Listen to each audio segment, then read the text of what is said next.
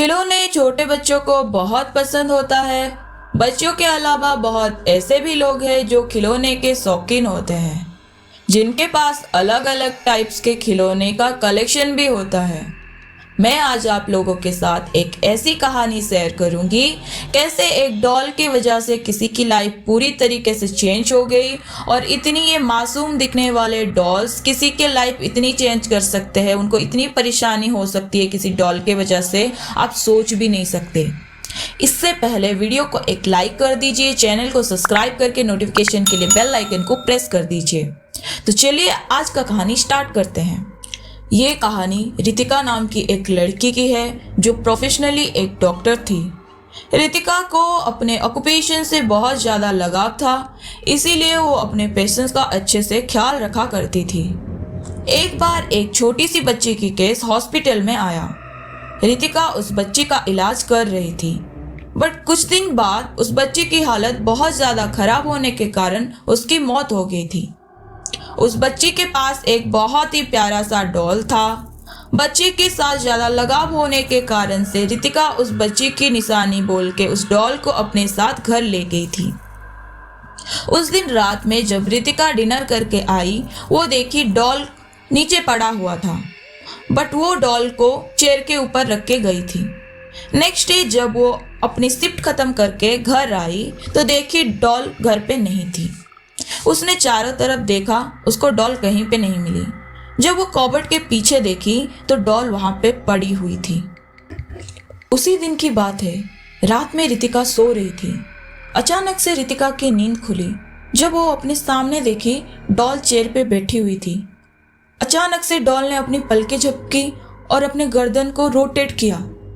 ये देख के रितिका पूरी तरीके से डर गई थी, बट वो कुछ समझ में नहीं आ रही थी उसको कि वो क्या करे क्या नहीं।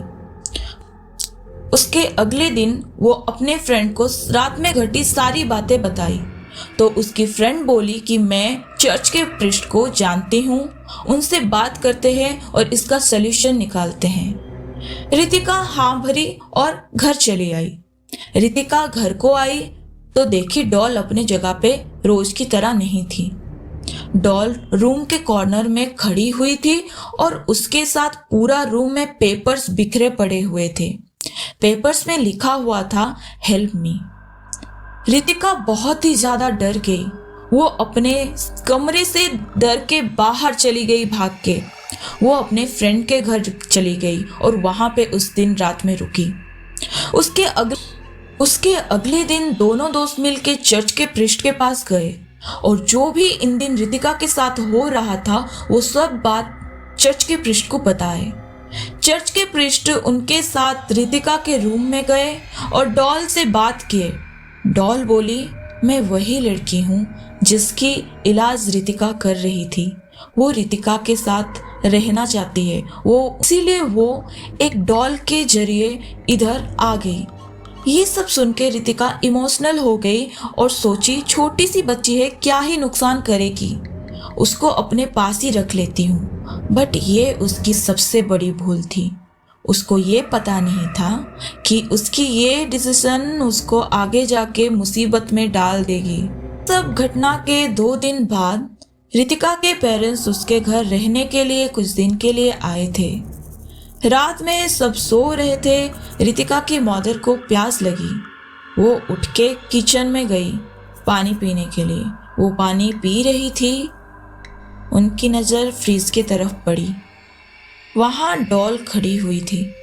वो अचानक से वहाँ से भाग के पर्दे के पीछे चली गई।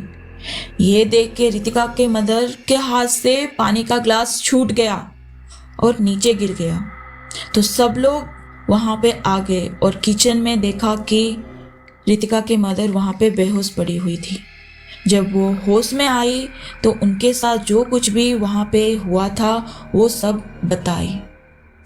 तो कुछ दिन से रितिका के साथ जो कुछ भी हो रहा था वो अपने पेरेंट्स के साथ शेयर की। ये सब सुन के रितिका के पेरेंट्स उस डॉल को फेंकने के लिए बोले। उसके अगले दिन रितिका के मदर अपने रूम में रेस्ट कर रहे थे। अचानक से उनकी आँख खुली। उनके पैर के पास डॉल खड़ी हुई थी। वो कुछ सोचते उससे पहले ही अचानक से उनके ऊपर डॉल कूद गई और उनको ये फील हुआ जैसे उनकी सांसें थम से जा रही थी। वो ठीक से सांसें नहीं ले पा रही थी। वो डर के मारे अपने आंखें बंद कर लिए। कुछ सेकंड के बाद जब वो अपने आंखें खोले तो डॉल वहां पे नहीं थी। जब रितिका घर को आई तब उसे ये सारी बातें पता चली। अब ये कुछ ज़्यादा ही हो गया था। सो रितिका और उसके पेरेंट्स के साथ उस चर्च के प्रीस्ट के पास गई और ये प्रॉब्लम से कैसे निकलना है ये पूछी। तो चर्च के प्रीस्ट उनके साथ उनके घर को गए और डॉल के ऊपर होली वाटर छिड़के घोष छुड़वाने का प्रक्रिया किए। तभी सबको पता चला उस डॉल में कोई छोटी बच्ची की आत्मा नहीं थी। रितिका को अपने कंट्रोल में करने के लिए एक शैतानी रूह उस डॉल के अंदर प्रवेश कर लिया था। वो चाहता था, उसका मकसद ये था कि वो रितिका को कंट्रोल करे उसके शरीर के अंदर प्रवेश करके। ये सब पता होने के बाद सबको ये पता चल गया था कि ये बहुत ही ज़्यादा डेंजरस डॉल है। इसीलिए चर्च के प्रीस्ट ने वो डॉल को अपने साथ लेके वहाँ से चले गए।